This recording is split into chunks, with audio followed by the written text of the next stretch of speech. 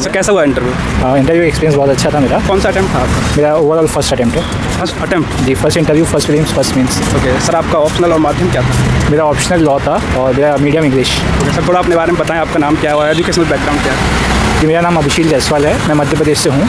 मैंने अपना BA LLB honours Banaras university से किया है। उसके बाद मैंने LLM national law school of India Bangalore से।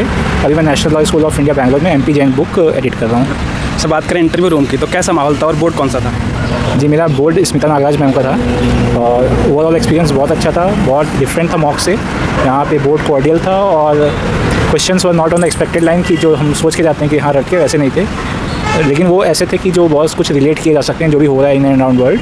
एंड कुछ क्वेश्चन डेप्थ से भी थे एंड मेरे लिए तो बोर्ड ड्रिलिंग नहीं था। देवर सर कुछ क्वेश्चन बता पाओ हमारे व्यूअर्स को, कौन कौन से क्वेश्चन पूछे गए थे? पहला क्वेश्चन तो मुझसे यही पूछ लिया गया कि LLB के बच्चे गुंडागर्दी क्यों करते हैं। तो वो तो आई थिंक शायद मैं मैसेज चेक कर रही थी कि मेरा रिएक्शन क्या होता है, बट मैंने उसका आंसर दिया। उसके बाद मेरा डैफ में एक्सेस टू मेडिसिन में मैंने रिसर्च किया है, उससे क्वेश्चन पूछे गए। फिर एक ऑफिसर थे, उन्होंने US में क्या डेवलपमेंट हो रहे हैं और इंडिया US रिलेशंस के ऊपर पूछा।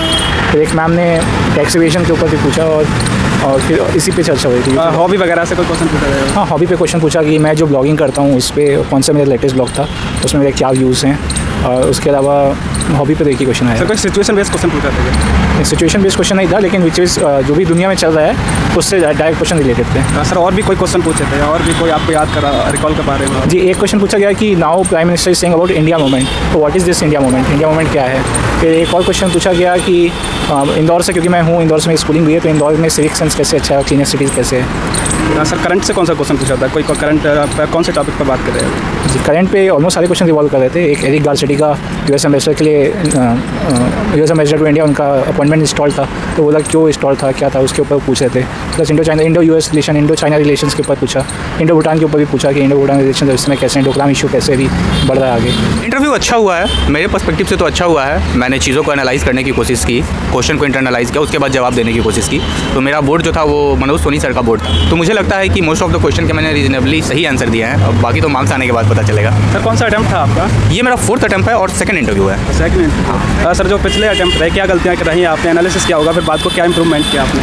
देखो, आप UPSC की प्रिपरेशन को देखोगे तो एक ये सेल्फ इंप्रूविंग जर्नी है। आपको इंट्रोस्पेक्शन में जाना पड़ेगा जिस स्टेज पे भी आप फेल हो रहे हो। मेरे साथ ऐसा हुआ कि मैंने फॉर एग्जांपल 2nd अटेम्प्ट में इंटरव्यू दिया और फिर अगला जो अटेम्प्ट था 3rd attempt, I was not able to qualify for the prelims examination. तो आपको UPSC हम्बल बनाता है। फिर मैं बेसिक पे गया, जो चीज़ें मैंने मिस्टेक की थी, फॉर एग्जांपल स्टैटिक में मेरी इकोनॉमी गलत हो गई थी उस साल, मैंने उसको इंप्रूव करने का कोशिश किया, करंट अफेयर को और तगड़ा करने का कोशिश किया। तो मैं बोलता हूँ कि जिस स्टेज पे भी आप फेल हो रहे हो, आप उसको इंट्रोस्पेक्ट करो, देखो कहाँ गलत हो रहा है और उसके बाद फिर अपने अकॉर्डिंग जो है स्ट्रैटेजी बनाओ। सर आपका ऑप्शनल क्या था? मेरा ऑप्शनल एंथ्रोपोलॉजी था। सर थोड़ा अपने बारे में बताएं, आपका नाम क्या है और एजुकेशनल बैकग्राउंड क्या है? मेरा नाम अनिमेश कुमार है। मैं बाई प्रोफेशन जो है कंप्यूटर साइंस इंजीनियर हूँ IIIT से।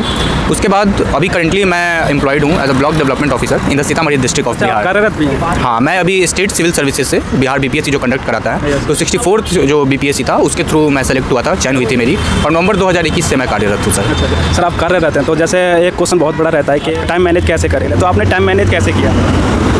तो टाइम मैनेजमेंट की जहाँ तक बात है तो 2 चीज़ की कंस्ट्रेंट होती है मुझे लगता है। पहला तो एक इफिशियंसी आपकी जो हो जाती है वो, क्योंकि जब आप जॉब के बाद आते हो 10 to 5 इतनी हेक्टिक होती है, पब्लिक डीलिंग से लेकर सब होती है ब्लॉक लेवल पे, तो वो एनर्जी को कंजर्व रखना। और दूसरा जो टाइम कंस्ट्रेंट होता है, तो इसके लिए मैंने क्या किया कि जो सुबह के आवर होते थे, तो I used to wake as early as possible. हालांकि 5 साढ़े 5 बज जाता था, बट वहाँ से लेकर के मैं 9 बजे तक खींचने का कोशिश करता था सुबह में।